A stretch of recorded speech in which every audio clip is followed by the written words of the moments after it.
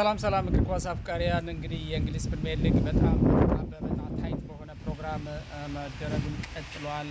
እንግዲህ ከሳምንት እስከ ሳምንት በጉጉት የምንጠብቀው የአውሮፓ ሊግ እንደሆነ የእንግሊዝ ፕሪሚየር ሊግ ይታወቃል። የእንግሊዝ ፕሪሚየር ሊግ እንግዲህ በጣም ተመራጭና ተወዳጅ ካደረጉት ነገሮች መካከል ብዙ ምክንያቶችን መጥቀስ ብንችልም በዋናነት ግን በሊግ ውስጥ ያሉ ቡድኖች ያላቸው የተፎካካሪነት መጠንና ሊጉ እስከ መጨረሻው ሰዓት ድረስ ሻምፒዮን ቀድሞ የማይለይና እንደው ሀያዎቹም ክለቦች የሚያደርጉት ፉክክር በጣም ከባድ መሆኑና እንደው ዝም ብሎ የአንድና የሁለት ክለቦች ሩጫ ያለመሆኑም እንደዚሁ እና ደግሞ በርካታ ደጋፊዎች እነዚህ በዚህ ሊግ ውስጥ ያሉ ክለቦችን የሚደግፉ እንደመሆናቸው መጠን በተለይ በኢትዮጵያ ኮንቴክስት በዛ ምክንያት ሞር ትኩረታችን እዚህ ላይ ነውና የእንግሊዝ ፕሪሚየር ሊግን በተመለከተ እንግዲህ መረጃ የምንለዋወጠው በዛ ምክንያት ይመስለኛል። እንግዲህ ሁልጊዜም ፎከስ አድርጌ የማወራው አርሰናል ላይ ነው። እንደሚታወቀው አርሰናል በዚህ ሳምንት ከባድ ሳምንትን እንደሚያሳልፍ ይጠበቃል። ኦፍኮርስ ያለፉት ሳምንታቶችን በጣም ከባዶች ነበሩ በተለያዩ ምክንያቶች። አንደኛ ተጋጣሚዎቹ በጣም ከባዶች ስለነበሩ፣ ሁለተኛ ደግሞ ክለቡ ቡድኑ እንደ ቡድን በተለያዩ ጉዳቶች እየተፈተነ እንደሆነ ይታወቃልና አሁንም ይሄ የጉዳት ዜና በጣም ቀጥሏል። እንግዲህ ዴክላን ራይስ ባለፈው ሳምንት መጠነኛ ጉዳት አጋጥሞት ከሜዳ ተቀይሮ ከወጣ በኋላ ራሱ በሰጠው መግለጫ በጣም ደህና ነኝ፣ ለአስቶን ቪላ ጨዋታ 100% እመለሳለሁ፣ መሰለፍ እችላለሁ በሚል ለስካይ ስፖርት የሰጠውን ቃል መሰረት በማድረግ ብዙ ሚዲያዎች በዚህኛው በአስቶን ቪላ ጨዋታ ነገ ምሳ ሰዓት ላይ በኢትዮጵያ ሰዓት አቆጣጠር ምሳ ሰዓት ላይ በሚደረገው ጨዋታ ላይ እንደሚሰለፍ ተጠብቆ ነበር። ነገር ግን አሁን በትሬኒንግ ሴሽን ላይ ዴክላን ራይስ አልታየም። እንግዲህ እንደማይሰለፍም ነው የተነገረው ይመስለኛል። ጉዳቱ በጣም ቀላል ነገር ነው፣ ግን በቀጣይም ደግሞ ሌላ ከባድ መርሃ ግብሮች ስላሉ ለዛ ቁጠባ እና ለሞር ጥንቃቄ ለማድረግ ዴክላን ራይስ እንዳይሰለፍ አሰልጣኝ ማይክል አርቴታ የወሰኑ ይመስለኛል። ግልጽ የሆነ ነገር ግን የለም። ማይክል አርቴታ ግን ያን ቀን ራሱ ተቀይሮ በወጣበት ጊዜ ጥሩ ዜና እንዳልሆነ ዴክላን እንደተጎዳ የሚያሳይ አይነት ነገር ተናግረው ነበረ።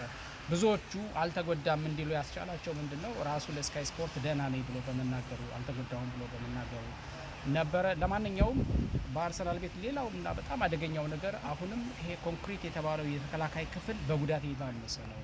እንግዲህ ሙስኬራ ከ6 እስከ 8 ሳምንታት ከሜዳ ሊርቅ የሚችልበትን ከባድ ጉዳት አስተናግዷል። በጣም መጥፎ ዜና ነው ለአርሰናላውያን።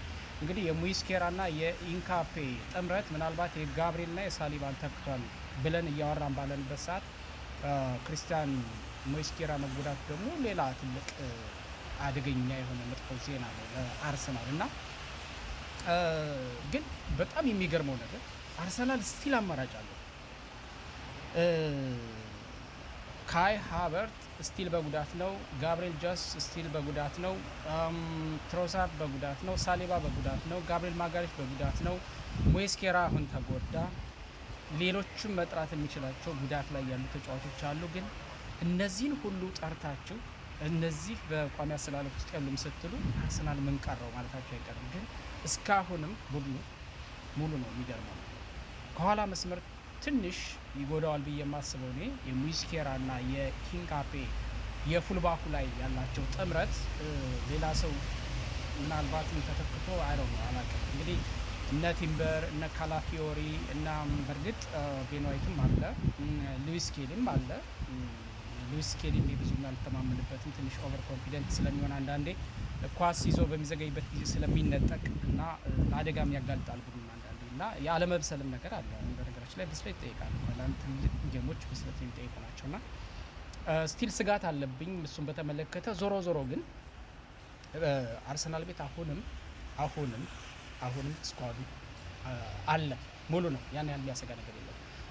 ትልቁ ችግር ምንድን ነው? አሁን ቤንች ላይ የነበሩ ኦቨር ቤንች ላይ የነበሩ ተጫዋቾች መጥተው ሲሰለፉ ከሌላ ክለብ መጥተው እንደ አዲስ ከቡድኑ ጋር የመዋሃድ አይነት ጊዜ የሚጠይቅ ነገር አላቸው እና መፈረካከሱ እስኪስማሙ ድረስ የሆነ ክፍተት መፈጠሩ አይቀርም እና እሱም ራሱን የቻለ ጥያቄ ነው። ከዛ ውጪ አስቶን ቪላ በጣም ከባድ ተጋጣሚ ነው ለአርሰናል። እንደምታውቁት አሰልጣኙ ዩናይ ኢምሬ ናቸው። በአርሰናል ቤት ታሪክ ለመስራት መጥተው እንግዲህ በ2019 ከቡድኑን በተጠበቀባቸው ልክ አላስለጠኑም ወይም ውጤታማ አላደረጉም በሚል ብዙ አልታገሳቸውም። አርሰናል መልሶ አሰናብቷቸዋል። ያ ቁጭት አለባቸው ሰውየው እና እንደውም ሰሞኑን የሆነ ዜና ሳይ ምን አነበብኩኝ የአርቴታን ያህል ቢታገሱ ይኖሩ የአርሰናል ደጋፊዎች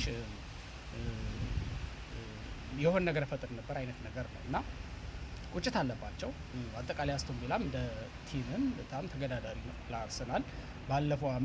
ባለፉት ተከታታይ ዓመታት ያ ዋንጫ ሲያጣ ከዋንጫ ጉዞ ካሰናከሉት ቡድኖች መካከል አንደኛው አስቶን ቪላ ነው። በአርሰናል ጊዜ ቢሆን ወጋሚ ነው፣ ነጥብ ያስጥለዋል፣ ሊያሸንፈውም ይችላል እና በዚህ ዓመትም ያው ያንን ቁርጠኝነት ይዞ መግባቱ አይቀርም። አርሰናል ለማሸነፍ በአንድ በኩል ከሚገኘው ነጥብ በላይም ክብርም ነው። ለዋንጫ የሚሮጥን ቡድን ማስቆም በራሱ ክብርም ነው። የስነ ልቦናም ላይ የሚጨምረው ነገር አለና ያን የሌለ ጉልበታቸውን እንደሚጠቀሙ ምንም ጥያቄ የለውም። በዛ ላይ ደግሞ ሜዳው ቪላ ፓርክ ነው፣ የአስቶን ቪላ ሜዳ ነው። ትንሽ ለአርሰናል ከባድና ፈታኝ ጨዋታ ሊሆን እንደሚችል ይጠበቃል። ነገር ግን እንግዲህ አሁንም ቢሆን አርሰናል ቤት እንደምትመለከቱ ትሬኒንግ ላይ የምትመለከቷቸው በራሱ ያሉትን ተጫዋቾች ስም ብንጠራ እንኳን ሌላ አስተማማኝ ቡድን ናቸው እና አርሰናል በእኔ ግምት አሁንም ቢሆን ተቋቁሞ ጫናውን እኔ አሁንም ቢሆን ፍራቻዬ ምናልባት ነጥብ ሸር እንዳያደርግ እንጂ ይሸነፋል የሚል እምነት የለኝም። ስለዚህ አቻ እንኳን ቢወጣ የ18 የ19 ጨዋታን ያለመሸነፍ ክብሩ ነው እያስቀጠለ የሚገኘው በዚህ ዓመት እና ስቲል ጠንካራውን አርሰናል ነው ስሙን ልናነሳ የምንችለው ነጥብ ቢጋራም ማለት ነው። ግን ያሸንፋል የሚል እምነት አለኝ። ግን ነጥብ እንዳይጥል ነጥብ እንዳይጋራ ግን ስጋቱ አለኝ ሁልጊዜ ከጨዋታ እንደምለው። ከዛ ውጭ ግን አርሰናል ያሸንፋል የሚለው ግምቴ ግን ሰፋ ያለ ነው። ድል አርሰናል፣ ድል ለመድፈኞቹ። እንግዲህ ሁሉንም ነገር ነገ የምንመለከተው ይሆናል። በነገው መርሃ ግብር በነገራችን ላይ በርንማውዝ ከቼልሲ፣ ኤቨርተን ከኖቲንግሃም ፎረስት፣ ማንቸስተር ሲቲ ከሰንደርላንድ፣ ኒውካስል ከበርንላይ እንዲሁም ቶተንሃም ወይም ስፐርስ ከብሬንፎርድ የሚያደርጉት ጨዋታ እንደዚሁ ከባድ ግምት የሚሰጠው ነው። በተለይ ማንቸስተር ሲቲ ከሰንደርላንድ በትኩረት የምንከታተለውና የምንጠብቀው ጨዋታ ነው ብዬ አስባለሁ። ቼልሲ ከበርንማውዝም ቀላል አይሆንም። ለማንኛውም በእንግሊዝ ፕሪሚየር ሊግ ታይትና በጣም ምርጥ ጨዋታዎች ተዝናኑ። እኔ በበኩሌ በጣም ፈታ ነው። አርሰናል ሲያሸንፍ ደስ ይለኛል፣ ተሸነፍም አሸነፍም አልወጣም። ዞሮ በዋናነት ግን በእግር ኳስ ነው መስላል ነው እና የእንግሊዝ ፕሪሚየር ሊግ በጣም ነው የሚወደው። የፈለገው ታይት በሆነ